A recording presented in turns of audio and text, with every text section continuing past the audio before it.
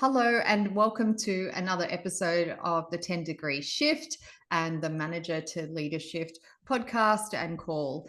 And it's always a divine pleasure to bring special guests onto the show who have had and played a part, I guess, in my own career journey and who I've woven and walked together with throughout my leadership trajectory. And one such person is no other than this delicious human, Christina. Welcome, Christina. Thank you, AJ. And it's been my absolute honor to have walked beside you a lot of this path as well. So thank you. Thank you. So Christina and I met a number of years ago now. And when we first met, we just kind of clicked, when you just like this woman. Yeah. And we actually, when we were talking, we discovered that our parents had known each other, or Christina's uncle had been friends with my mum. So my mum used to be a singer and performer, and your uncle had a restaurant and those sorts of things, didn't he? And they used to hop in a car together with a whole group of people and go and hang out on weekends. And do opera. They were my uncle and your mum, opera singers. Yeah, so they used to sing opera together. So we found this beautiful connection. But apart from that connection as well, I've always loved working with Christina. We've created actually a number of events and things called the Hunter Collective together, where we brought a whole heap of change makers and decision makers and people who were doing things a bit renegade, a bit different to the Hunter to kind of shake things up and get people thinking a bit differently. And that's something that Christina's been known for a long time in her career. I met her probably right as she'd just gone into business for herself, and I'll let her tell you more about her company and what she does now. But at the time, you'd just been doing lots of innovation festivals and working with students and all sorts of things. So it's really hard to pinpoint exactly what Christina does, because she is one of those multi-passionate entrepreneurs. So I'm going to let you do that, Christina. Tell us a bit about maybe where your career started and where it's woven to today. So my career started coming out of school. I was in law, and it just kept shifting. So there were some things around law at the time and opportunities and experiences that I'd been exposed to that just were completely misaligned. And I ended up leaving law. I went totally into performance, drama, humanities. That kind of like opened my mind up, teach me as much. I've always had this insatiable curiosity, insatiable wanting to learn more, wanting to know everything about everything, which is completely impossible.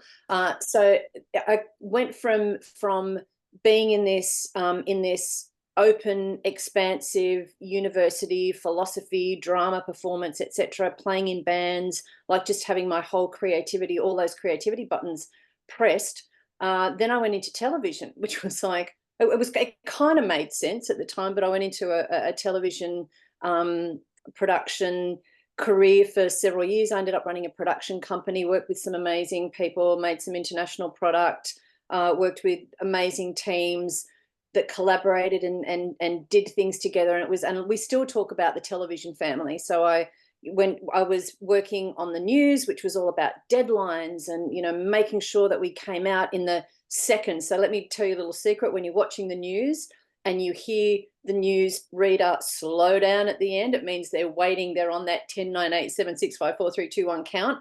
And when they're speaking quickly, it's because they're listening to that countdown, and you have to come out on time. So that's that huge adrenaline spin that came with that. And I've always been charged by adrenaline. I've very, very much worked on and with my adrenals. So anything that supercharges me and gives me that absolute delight. So we went from making product that helped people in many different ways. So when I stopped that career because then I went into herbal medicine. And I was studying like natural therapies, etc., while I was having 3 children. And at the same time as I was studying herbal natural therapies and having 3 children, I then started working at TAFE New South Wales with students around creativity, innovation, ran a music business course, ended up running the music business faculty, ran the film and television department. Then I was tapped on the shoulder and asked to create an innovation department. And innovation was kind of like not really the thing at the time.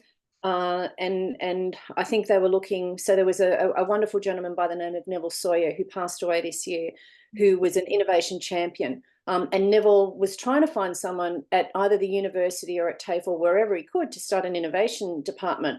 And I think they went, oh, she's nuts enough to do it. We'll ask her. And I said, yes. And that's how we then got involved in the Hunter Innovation Festival, which is now in its 20-something year, and doing really well. And it's just wonderful watching the smell of an oily rag things that we did back then with as many community members as we could, encouraging innovation, encouraging people in the Hunter to be innovative, to understand what it was, to collaborate, to work together, to watching what it has become now. It's a really wonderful, wonderful event that continues to this day. And thank you to Neville Sawyer and the legacy that he's left for that. So then I ran this innovation department, and just as we were getting all this amazing traction, there were some funding cuts at the organisation, and the last programs that came in were the first ones to go. And after a series of events, I ended up leaving and starting my own business in innovation, and that's where we met. So what happened after that was that we then started designing innovation programs, and we wrote one of the very first innovation and entrepreneurship programs. And I got told that it couldn't run because we called it the Advanced Diploma of Innovation, Entrepreneurship and Creativity. And they said to me, you need to take the word creativity out. And I went, are you serious? Like, I've just come back from Berkeley University and these other universities in Silicon Valley and in Boston and places, and they've got creativity written, all over the medicine faculty and all over the maths faculty, and like it's everywhere, engineering everywhere. And they're going, oh no, that just means fine arts and ceramics. And I went, okay. We didn't change the name, and the course actually didn't go ahead. But then we ended up writing some innovation workshops and programs, and AJ, you came and you were part of a couple of those when we were running the Ripple Innovation program. Mm-hmm. So from there, it's kind of just been this build on business. And I think for me, there were 3 amazing events that had transformational effects on my life. And that led me to go, we can actually create transformational events for other people. And that's what my business is now all about. It's creating those transformational talks, writing transformational books, creating transformational experiences. And I don't say that from a place of ego. I say that from a place of, I've actually had these experiences and I so want to share them with as many different people as I can. So I'll just tell you about the 3 of them quite briefly, if I can. One of them, I was 18 years old, and it was called the Rotary Youth Leadership Award. And I thought I was way too cool for Rotary, let me tell you. Like, Rotary was very staid and, everything else. And I was way too cool for Rotary. And I had my escape plan. Okay. I was going to go for day 1, and then I was going to become violently ill and have to come home on day 2. Anyway, at the end of day 1, I went, oh, this isn't quite as bad as, what I thought it was going to be. It's like, I'm really enjoying the conversations and it was all about leadership, right? Rotary Youth Leadership Award. By day 3, I went to the bathroom. So day 1, it was actually day 5. So Sunday, Monday, Tuesday, Wednesday, day 4. I'll get my maths right. Maths was never a strong point for me. But I went to the bathroom on day 4, and I went, oh, who's that in the bathroom with me? And there was no one in the bathroom. I was looking at myself in the mirror, and I didn't recognize myself. That the transformational change had been so deep in that I discovered so much about who I was, all the faults that I had seen with myself and the gifts that they gave, that became the first transformational experience I had that built my confidence in a way, but also led me into the path that I then went down. So I just want to jump in there and say, and I'll let you take a breath, and everyone's probably getting the idea that Christina is multi-passionate. She talks fast too with so much good stuff. I love that your first leadership transformation happened at age 18. And I don't know how many other people actually notice that or can feel that, because quite often when I interview and talk to people, it comes at age 30 or 35, or when I had my first child, or when I got downsized and made redundant the first time. So incredible that it started at 18. Yeah. Yeah, so that was the first one, and I'll try and slow down the talking. I actually think I'm No, talking. it's all good. So I had another experience. I'd been to, as part of the innovation program that we were running, I was very fortunate to go to a couple of innovation events, innovation conferences around the world. And one of them was in Boston. It was called the Front End of Innovation Conference. So here's a tip as well.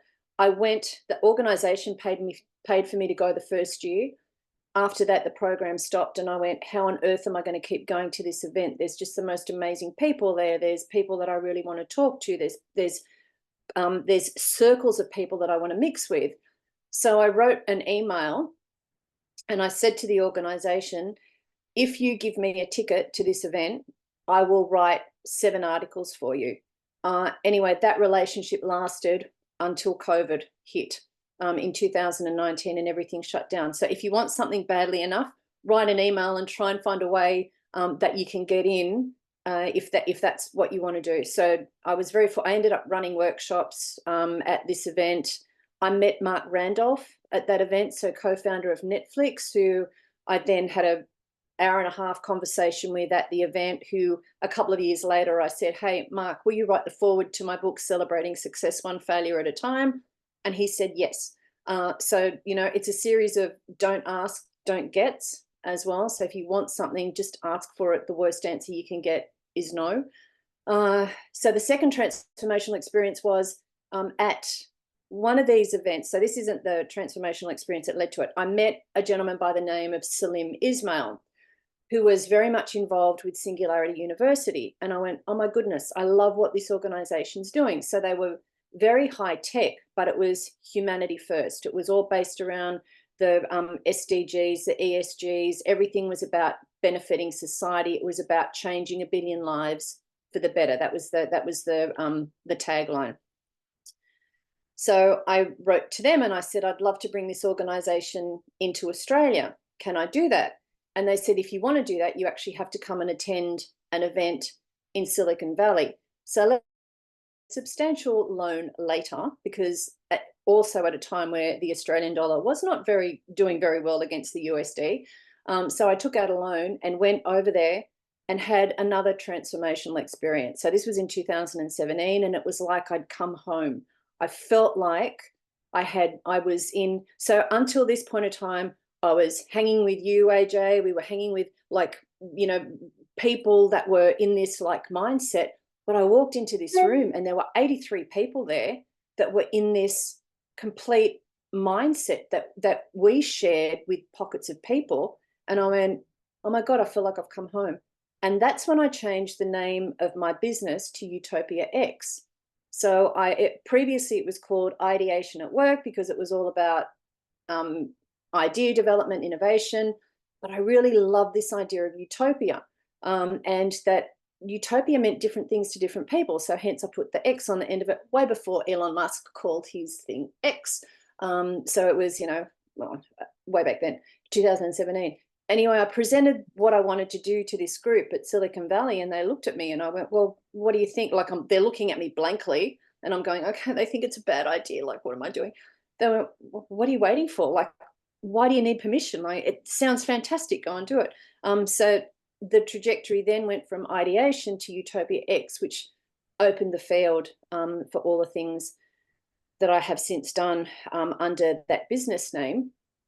And the third transformational experience was I went to what's called the Hoffman process, not to be confused with ice baths and breathing, because ice baths and I have yet to get along. I'm intending to make that one of those uncomfortable things that I eventually break through, but not just yet. So the Hoffman process was all about finding where your blockages come from. So what stops you? Where did my ideas about perfection come from? Where did my sense of I'm not worthy come from? So all these kind of things that actually do happen to us quite early in life, they all came to the fore, and then it was up to me to be able to deal with them. So I've been very fortunate in my life to have these different transformational experiences at different times that have validated, projected, created the different pathways. And I want to share one more story, and then I'll let you ask another question and lead me maybe into a different direction, AJ. But I had issues with loving all kinds of things. Like, I was playing in bands, I was a herbalist, I was creating innovation programs, I was doing keynote speaking, I was, blah, blah, blah. And I'm trying to say to myself, right, next time I get into something, that's it. I'm only going to focus on that thing. And I'm sick of doing all these other things and all these shiny squirrels. And I just want to focus on because I'd known people who went, I only want to do, I'm going to be a dentist and that's it. I'm going to be a doctor and that's it. They were so focused on what they wanted to do. And my thing just kept getting wider and wider. Anyway, I met a guy called Jeff Julian. And Jeff Julian had worked for Spielberg, and he'd worked for Steve Jobs, and he designed for Porsche and for Nokia, and he, done all these amazing things. Anyway, I was fortunate to have coffee with him one day, and I said to him, "Why did Steve Jobs hire you?" And he said, "Oh, I asked Steve that over coffee." And I'm going, "My God, this guy's got a CV that reads like a dream list, and he's had coffee with Steve Jobs." He said, "I asked Steve that over coffee one day, and Steve said it's because I knew a fair bit about a lot of things." He said, "I didn't know just surface stuff about a whole lot of things." He said, "But I knew a fair bit about a lot of things." And he said, "I call myself a generalist." And at that point in time, I felt the weight of the world come off my shoulders and went, I'm a generalist, because I had never gone into anything that I didn't have like either a degree behind me or substantial studying behind me or substantial reading or experience behind me. It wasn't like I was doing that narrow bit across a really wide range of topic. And I just went, I have permission to be this generalist. Apparently the other word for it is polymath, but apparently that involves an element of genius, and I'm not quite sure I'm there yet. But so hopefully those, don't ask, don't get, like, just if you want something, go and ask for it. All I can say is no, follow the trajectory of those things that you are passionate about. And then when I think about, I've met Simon Sinek's team. I've written a purpose workshop with Peter Docker, who is the right-hand man, or who is the right-hand man of Simon Sinek in Europe. And we wrote a workshop together on purpose.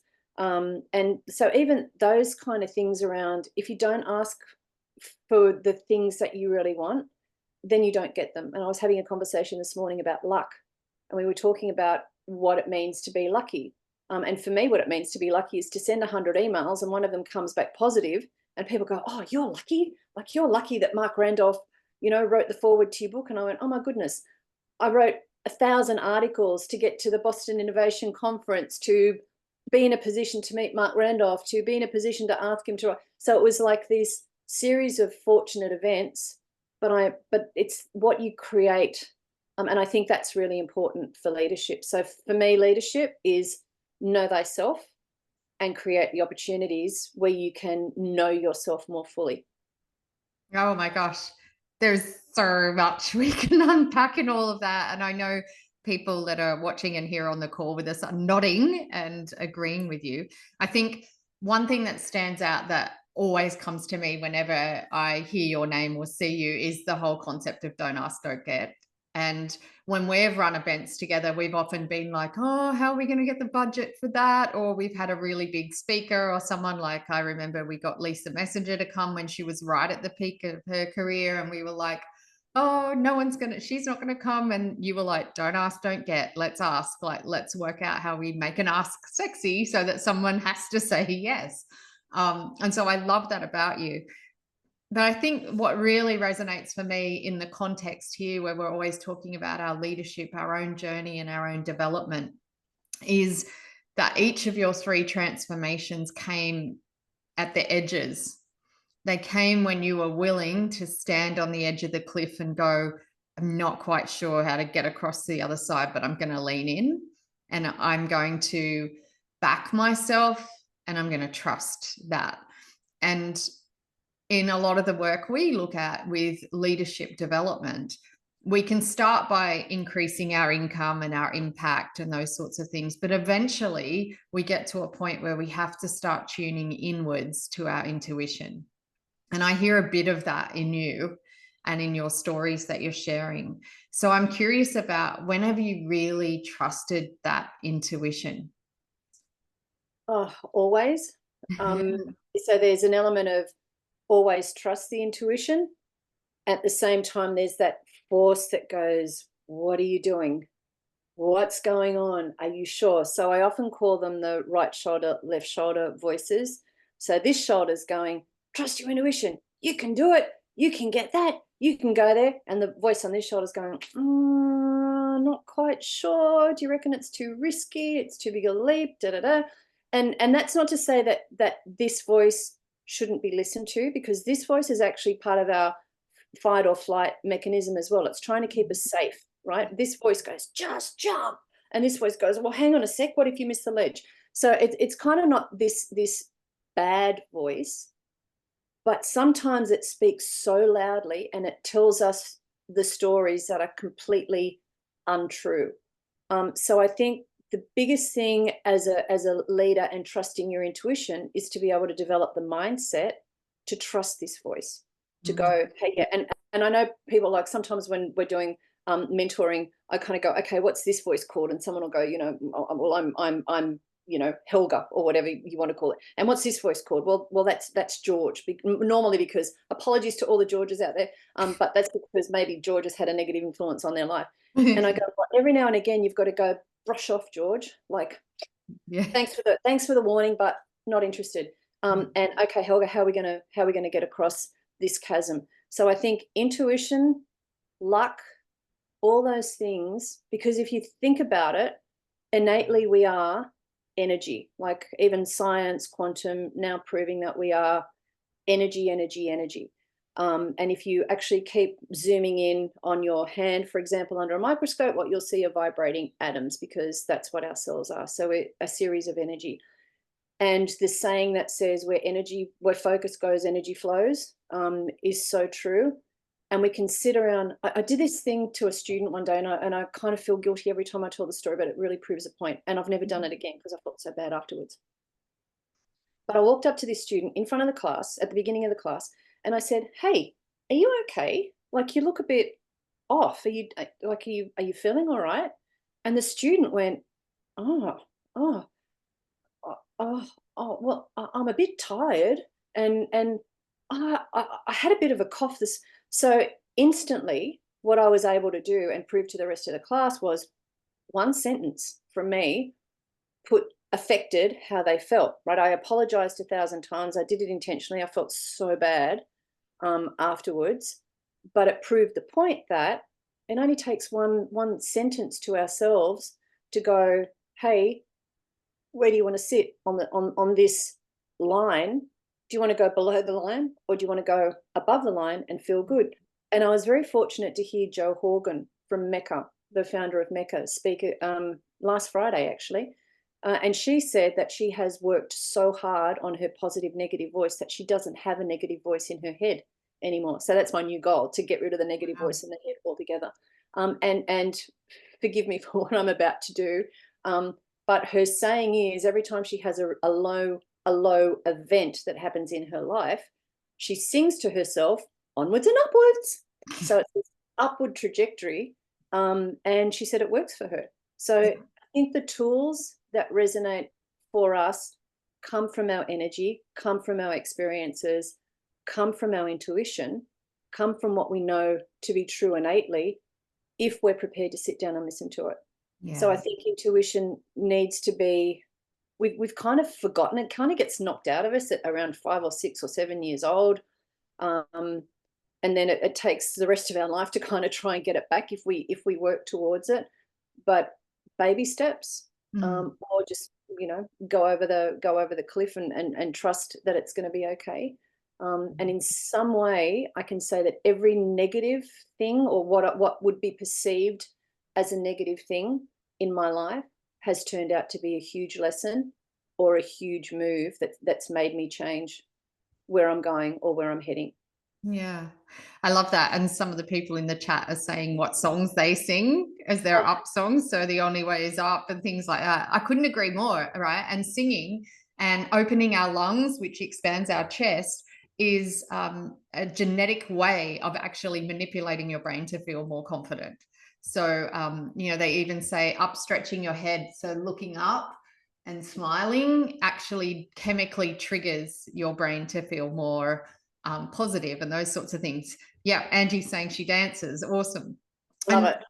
what I love about your stories and how you're sharing, and love your authenticness in sharing your stories, is also not only did you put yourself on the edge, but you put yourself in the right circles. So you found tribes that had similar thinking to you, or maybe were even a step or two ahead, and inserted yourself in there. And I have a leadership circle theory that I talk about a lot, and our programs are built that way, where I think we actually have it a bit wrong in organizations where it's this ladder of success and you have to go up a level to be successful. And I completely disagree, because if you're looking at people above you on the ladder, you're looking at their bottom. I'm sorry, but that's what you're looking at. And you're usually so scared standing on the edge of a ladder that you don't want to reach down, right? We don't want to look down and help others. So it becomes very isolating climbing a career ladder. So instead, I have this circle leadership theory, which is that you just put your hands out and you find other people who have outstretched hands. And they might be in front of you, beside you, behind you, wherever that is. But it's that concept of how can we all just connect with each other, and then together we will uplift. You know, that builds a web. And that's what I love, that you put yourself out there in Boston and with other people. What would you say to anyone here who's going, how do I find my peeps? You know, you had that experience, but where do I find people who think the way I want to think, or that I want to be around, so that I can maybe, you know, raise up my vibration as well? So I would suggest that you think about what it is that you want to learn, and think about the people that you admire. So I admired, I can't remember actually who was at the very first conference that I went to. But I looked around, and it was the whole idea of it being an innovation, front end of innovation, because that's where we were focused. So it was the ideation, you know, that kind of idea, as opposed to the back end, which is what do you need to actually make it happen. But my favorite saying now is ideation without execution is hallucination. So if we don't actually do something about what we're thinking about, what we're dreaming about, like, what's the point? So I would suggest that you think about what it is that you really are passionate about, where you want to make a difference. So the words passion, you know, so if you actually go into the etymology of the word passion, it's means suffering. So maybe not passion, but what makes you really super excited, and where is it that you get your most satisfaction? Like, when do you come home from work and go, oh my God, that was amazing. Like, I had the best day, or that was such a good conversation. What was it about that conversation that triggered those feelings? Then find out where those kind of people might be going. So for me, it was the innovation conference, and I met leading, like, I've met Clayton Christensen, who's said to be the grandfather. He died during COVID, unfortunately, but he's the grandfather of disruptive innovation. I got to tell you, he is a 7'2", most gentle giant that you could actually, and he's the grandfather of disruptive innovation, you know. So Seth Godin, who is the world's biggest introvert, unless he's talking about marketing, and then he's the world's biggest extrovert. So to actually have the honor to put yourself in the vicinity of the people that you want to meet, and those kind of people that you admire, find out where they are. Like, I was going to New York City, and I emailed Simon Sinek's team and went, hey, I'm coming to New York City all the way from Australia. I'd love to meet you. 50-50 chance that they'll say yes, 50-50 chance that they'll say no. Ended up meeting Peter, wrote a workshop together, met him when they come over to Australia, etc., etc. So the worst thing that can happen is it's a no. But I've got to tell you that most people want to help, and if they can, they'll say yes. If they're so often when they're at conferences and things like that, they're totally booked out, and they've got to go and do a media this or a media that. But you'll find that most people that you want to talk to will say yes, and they will help you. And can I share a quick story Please about that? So when I was at TAFE, we were running the music business section, and for me, like, lecturing is like, so for me, it's always learn by doing. So we ran a music festival. We ran a week-long music festival to teach people what music business was and how to become involved in the music industry. And if you did 2 years, in your second year, you became an organizer of what we called a major music workshop. And we had, people come in and do singing workshops, and people come in and do songwriting. I mean, Midnight Oil came and did a songwriting workshop. We used to get all the people from BMG and EMI and all the major record labels come and contribute in some way. Anyway, one of the students came to me one day and said, I want to get Renee Geyer. So for those of you that don't know who Renee Geyer is, because some people don't, she's one of Australia's most renowned blues singers. And she also has passed away, unfortunately. But she said, I want to get Renee Geyer to come and do a singing workshop. And I went, and? She said, well, when I said that to the class, they laughed at me. And I went, uh-huh. So if you ask Renee Geyer, and what chance have you got of getting her? And she said, well, 50-50. And I went, I said, if she says yes, how are you going to feel? Well, pretty good. If she says no, well, disappointed. I go, if she says no, what have you lost? And she said, knowing you, about 4 hours of my time, because you're going to make me research, you're going to make me write the email 10 times, you're going to make me write it in her language, blah, blah, blah. And I went, yeah, so the worst thing that can happen is that she says no, and you've spent 4 hours learning other things. Yeah, okay. I said, well, do you want to ask her or not? Yeah, I'll go and ask her. So she did the research, wrote the email, cut a long story short, Renee Geyer came, gave one of the best singing workshops I've ever attended. And because I used to sing in a band, so I went to a couple of them. Best workshop ever, and mentored her for 12 months. Now, just imagine if she'd listened to the class that laughed at her and said, oh, you'll never get Renee Geyer. That whole thing wouldn't have happened, And the worst thing that could happen was that she would get a no and lose 4 hours, but learn other tools at the same time. So again, it comes back to don't ask, don't get. But what is it that you really want to go and ask for, that you are willing and feel so strongly about, that you would love to make happen? So I think I've answered your question, but I'm not sure. Yeah, I love that so much. And I think everyone listening is probably going, I want to be a student in your classroom. Because running a music festival sounds so much better than sitting with a textbook or in a classroom. And I couldn't agree more. I mean, I'm actually in the process of setting up a boardroom in the bush here, because I want to get people out on country, because they learn so much more and they're so much more expanded when they're out of the office. Lastly, I'm curious about, given you've done so much and like iterated and just stepped into possibility for all of your life, what's next? What are you most excited about of what's on the horizon? So I'm currently working on a platform, an innovation platform. So the innovation platform is for entrepreneurs to begin with. And what we're trying to do is build a platform that people can use in organizations, because we know that the best forms of entrepreneurship are often internal, like the ideas that come for organizations are internal, but they're sometimes voices aren't heard. So we've written a program, or created a platform where an organization can invite as many people from internally to contribute to this innovation. It's called Idea Sparks. And we're working through that. So I'm really excited about what that could mean. But so here's something interesting. The platform, it's been one of those things that I procrastinated about for a long time, because it's not 100%, it's not good enough. But like, what's going to happen if no one wants it? That kind of, those kind of conversations. So in the last few years, I've had some developers working on it. I've got a really amazing team that's working on this platform. Very excited about it. But I actually had to go back and go, but why? Like, okay, innovation for innovation's sake, there's some great innovations and there's some dodgy ones. And for me, there had to be this, I had to find that alignment.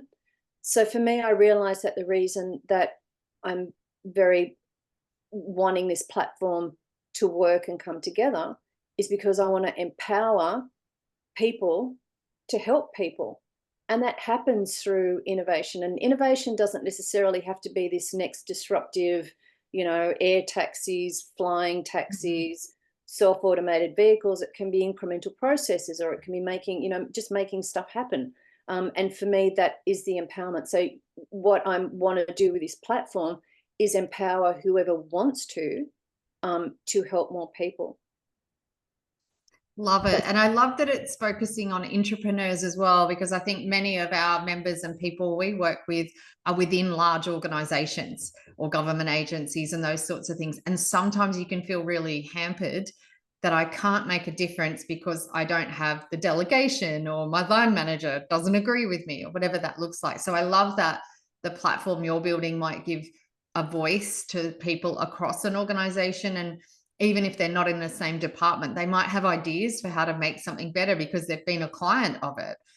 So I love that that kind of is leveling the playing field for everyone to get involved in innovation, and that I don't have to be an IT tech person or someone who's an external entrepreneur. Because we know it takes a team, right? Yeah. And I'd love to share a story about a program that we both worked on. And we had, I think we had 12, I'll say as little as possible to not identify what the organization was, but we had 12 leaders in the room, and we had them all share the projects that they were leading, and synchronously, you know, whatever word you want to use for it, but everyone said what the project was that they were working on, and the woman that spoke last said, you know what, I actually don't want to lead a project. I'm not sure if you remember this, AJ, but it sat very deeply with me for long, or still does, because that's why I'm telling the story. She said, I don't want to lead a project. I want to be the person standing behind each and every one of you that pushes you forward and helps make the project come to reality. And I think that is really important in the land of leadership, entrepreneurship, entrepreneurship, that we all need the visionary to have those ideas and to move things forward, but without the person that's actually standing with you going, whoa, let's just tick off a couple of these boxes before your head keeps going into a different space, nothing happens, or not as much happens, or it happens at a much slower rate. So I think, you know, we need the visionaries, but we need the doers. So what I'm trying to say is there's a place for everyone in that innovation team, whether it's the tech dude, whether it's the visionary, whether it's the project manager who goes, hang on a sec, let's make this actually happen. And I believe that's our 0.1% difference. So we share 99.9% DNA. That 0.1% is that gift. And it's, you know, you talk about it in terms of UQ, and you talk about it in many different terms that I've heard you mention, and it's part of that mind shift, that leadership 10% shift, but it's that 0.1% difference that we each have that allows us to contribute something different to what the rest of the team contributes. What a great way to finish up. I love that, right? We're all got our contribution and part to give. And I agree. Sometimes it's time to be the leader. Sometimes it's time to be the follower. And often when I'm running strengths workshops with teams, you'll find they might have everyone who's really good at influencing and no one in the execution. And they go, we don't know why, but we can't get anything off the ground. And you're like, well, there might be a clue there. So I think we need individuals to be stars and to have their pointy bits and be good at stuff. But as a team, we come together well-rounded. So it's great to find that you're building things that allow everyone to shine in their own way and to give their contribution in their own way. And I want to just honor and acknowledge you for the contributions that you've made to the city that you live in, to your family, and to all those that you have taught and inspired and facilitated for, because you truly are someone who inspires others to dig deep and to reach further. And you don't do it through ego. You do it through a real willingness to serve. And it's always been an honor to walk beside you, as crazy as that sometimes has felt and seemed. So thank you so much for sharing your wisdom today. It is truly appreciated. And I'm going to just go to the screen so everyone can give a wave to you and you can see everyone doing their yay. Thanks, Christina. Thank you. Hi, Angie. Hello, so lovely to see you and hear from you. Awesome. Yeah, it's so good. Lots of connections always. Questions, comments, or even just themes. What's it bringing up for people? Anything at all? I always love your energy, Christina, and what an awesome way to start my Friday. morning now I feel energized, even though it's online. I can still feel that through this online space. So I appreciate that. And listening to your stories is great because my confidence goes like this. And because I know I'm also a generalist, and sometimes that's where my confidence goes, I don't know half as much as these people. And I feel like that's a flaw, but it's actually, it's not, it's a strength and part of my 1%. So it's nice to get that reminder through the storytelling that is a strength. You join the dots, Angie. As a generalist, you join the dots. Like if you're in your zone, then you're giving out the dots. Okay. But the generalist has this high view. And I think, so I'm on this mission to have every board in Australia have a helicopter visionary, because you need to have the person that looks at everything and goes, that dot joins that, you know. Yeah. It's the joining of that, which is what the generalist actually does. Yeah. And I tell you, when I heard that story from Jeff Julian, I just went, oh, a mission. Yeah. But it's nice to kind of hear more stories where it has been applied. It is applied as a strength. Yeah. I just love that whole concept too of the importance and the value of being a generalist. Like, similar to Angie, like for me, that's been part of what at times fuels my sense of an imposter syndrome. You know, it's like, well, I haven't got letters after my name that says that this is, you know, something that is a strength, or I've got qualifications in.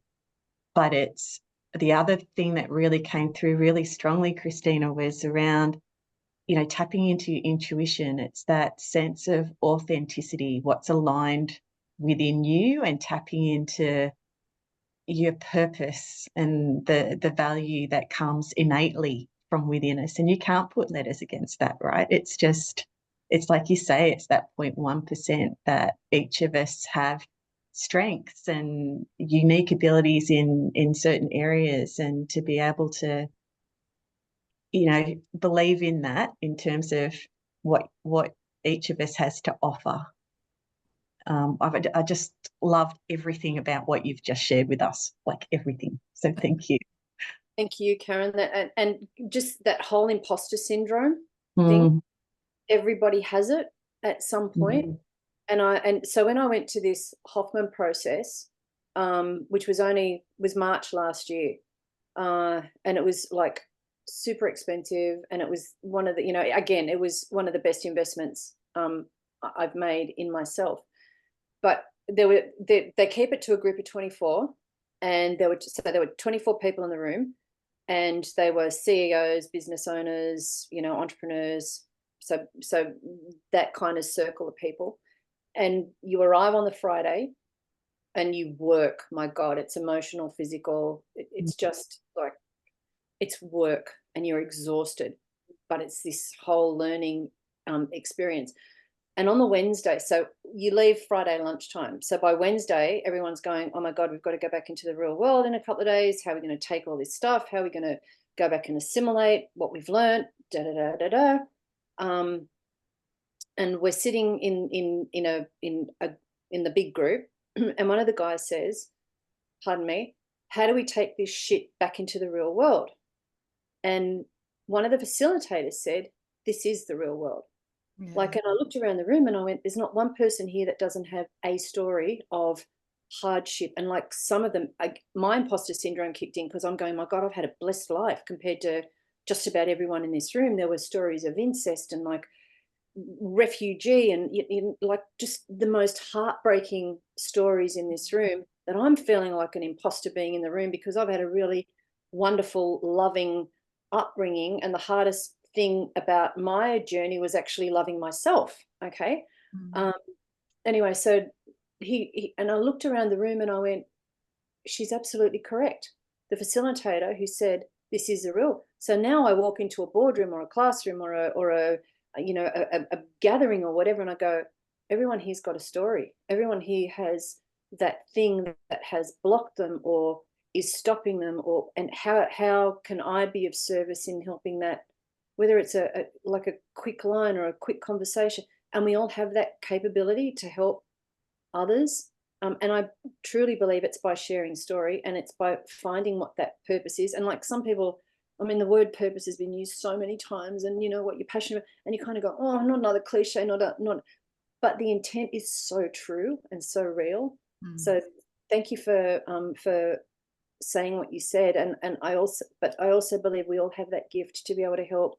And even if it's just a one-on-one conversation, you know, we're all carrying something that we could probably be better off not carrying.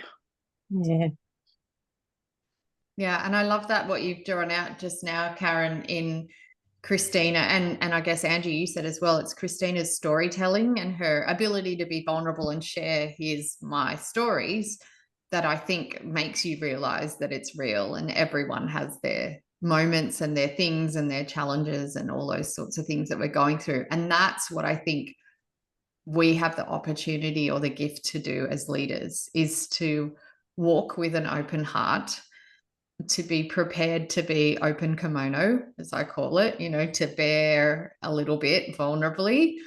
And the more we do that, the more we allow others to see that this is okay, you know, and it's safe to do that here. And I'm no better than you, because we're all just dear little humans doing our thing. Yeah. I call it compassion, and leading with compassion and curiosity. Yeah. So when things go right, when things go wrong, just come at it with some curiosity and compassion first. AJ and I share a mutual friend in Francisca, Italy, and she runs a marketing organization called Basic Bananas. And her constant question to herself is, am I leading with kindness? Am I leading with kindness? So everything for her centers around kindness. So is everything she says, everything she does, everything she's out there doing, is that with kindness? So my North Star is unconditional love. And I go, am I loving unconditionally? I can't tell you how many times during the day the answer is no, you're not loving unconditionally. You've got so much to learn about this. Oh God, it's, you know, I said it as you know how you set a word for the year? I said it as a word for the year about 4 years ago, and I'm still working on it. So I've just decided to make it the North Star, and just, it's a constant life lesson.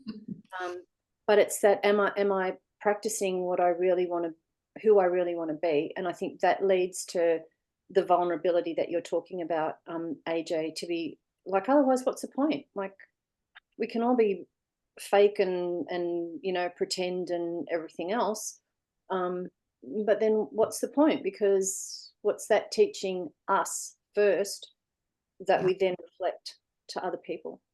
And I know for me, the true measure, you know, you can build a brand, and I've got a LinkedIn profile and all that sort of thing, and you go, well, that's nice, and that's part of doing business. But for me, the measure is my close family and friends, the people who really are in my inner circle, who really know me. Do they trust me? Do they feel supported? Do they know the real me? And if those people do, then I don't really care how many friends I have or how many likes or shares I get, because for me, it's, you know, does that inner circle who really truly know me, do they see who I really am? Am I true with them? And am I generous? And do they come to me and do the same? You know, if they're doing the same, then I know, okay, that's what matters to me. Yeah. And I know one of your words is joy. Yeah. So much joy to so many people. And the thing that how that ties in, so that authenticity and that what you want to be and how you want to show up in the world is really important. And as you said, AJ, we've got the LinkedIn profiles and we've got the social media, and they are important. Like, they're not just throwaway things, because they're the tools that you're going to use to bring people to you, that you can then go and help by sharing your authentic message. Because if you can't share that, and AJ, you share it in every single workshop that you do, in every group that you run, in, you know, in all these different ways. And if you can't share that 0.1%, you know, of what we're trying to each give to the world, then okay, it's good that you're sharing it with your family and everybody else, and sometimes that might be what you're here for, which is perfectly fine. But as business leaders and as leaders in community, I believe that we want to share at a wider circle. You mentioned the circles. So we're sharing at a wider circle level. And if we're going to do that, then we do need the business tools, because we need the in to go into an organization and go, okay, here's the 5 points of leadership. Be organized, be this, be that, da, da, da. But you want to be a really good leader. Let's have a look at what the traits of a really good leader are. So yeah, I love that. And I love when I often sit with Indigenous elders, they will often say, you know, they're very strong about doing the inner work, but then they're also about, once you know, you can't unknow. And once you know something, you have a responsibility. So when I've been through law and initiations with elders, as soon as you get to the next level and you learn some teachings and things at this level, they will say, you now have a responsibility to share that. And they always say, and you will teach it right way, or spirits will find you. So they're very big on, you learn it right way, you learn it where it comes from and its lineage and who's done it before you, and then you have an obligation to pass it on. So they're so big on, no leader stands as an island and no leader can hold and hoard stuff for themselves. So this is not about accumulation, it's about passing things on. And because they're an oral, you know, society and language, all of that is done just like Christina has today through storytelling. And so they will share story with you, and then they'll say, where did that story come from and what's the lesson? And they draw that out of you, and then they go, okay, now you know you have to share.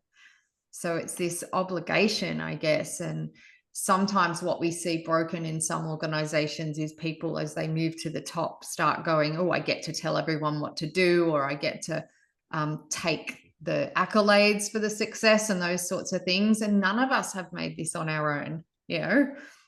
Show me a leader that's done it all on their own. That's BS. Yeah. So true.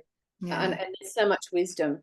And I think there's a reason why the Indigenous tribes around the world are actually raising voices right now, because surprise, surprise, they knew how to live in harmony with the land, and surprise, surprise, they knew how to have a clan gathering and a tribal.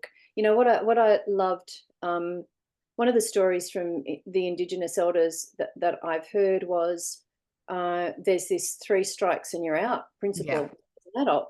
So you sin once, or whatever, you know, definition of sin is, but you go against your tribe once, and they go, okay, tribe, what's the punishment? Okay, done, dusted. We're not going to mention it again, but you do have a chalked name, like a chalked mark. Do it again. Okay, tribe, what's the punishment? How do we deal with this person? You know, 3 strikes. You hurt your tribe 3 times. See you later. You're exiled. But you get a clean slate each time. Yes. So there's none of this. It hangs with you. It's the shame of what you've done. It's kind of wiped unless you do something again. And then the 3rd time, then you don't belong in this tribe. See you later. And it was funny, that was reflected back. We went into, like, we did this family holiday, and we were in Scotland, and we went into this pub, and there was there's a blackboard, and it's got, you know, names on the right hand side, names on the left hand side. I said to the bartender, I said, what's that? He said, well, the people on the right hand side, they're barred for life. And I went, what do you mean? And they said, well, they've caused an argument, they've done this, that, you know, you're allowed X amount. Again, it was very similar. It might have been 3 strikes and you're out. And not only are you barred from this pub, but you're barred from everything within that shire. Okay, so you can't go into it. So you hurt that pub community 3 times. You can't go in there again. Like, that's it. You're banned from every. And I went, oh, we should have that in Australia. And the names on the right hand side, you were banned for 3 months because it was your first misdemeanor. First offense. You were banned for 6 months, and then, you know, 3 strikes and you're banned for life.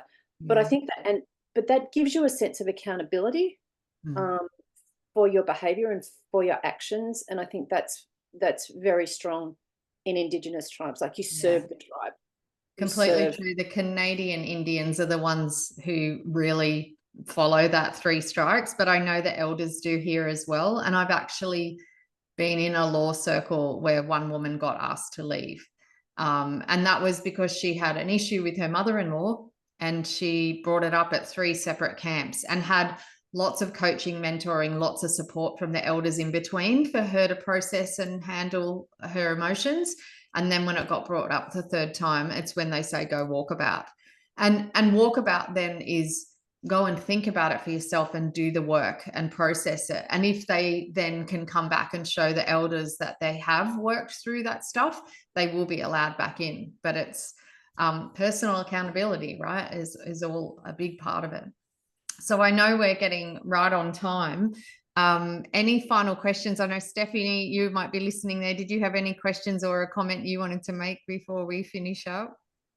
No, I just really appreciate it. I think I needed a big dose of courage. So I feel like I've got that today. I'm really good at asking for things for other people, but not so much myself and my work. So I think I need to use that skill in my work more. I'm going, yeah, it's actually turning out to be a really great day and it started off really well. I'm going to take my son to meet Jana Pittman at an event today. I got him a scholarship through, he does athletics. So I'm great at sending emails and asking for things for him, but I don't know why I'm not so good at doing it for myself. So yeah, I think I really learned a lot from your stories, and I'm going to be more courageous and start really focusing on what I want from my work. And my goals and things like that. So thank you. And also not wanting to be pigeonholed. I do feel that what you've said about being a generalist, I'm an OT and I'm great at my job, but I can do a lot more, and I don't like just being stuck in doing just that discipline. So I feel like I could do more if I'm allowed to look at the whole bigger picture. So thank you. Do a bit of stretching out there. I love it. Thank you for sharing, Stephanie. Yeah, your challenge for the day is to find somebody that you really want to meet and email them, or put yourself in the vicinity of where they're going to be. Yeah, I'm going to a big networking event, so I need to try and work out what I want to get out of this and how I can make the most of it. So thank you. Awesome. Amazing. Thank you so much again, Christina. Blessings to all of you. Have a beautiful day and an awesome weekend. Talk to you all really soon. Thanks, AJ. Thanks, Christina. Bye.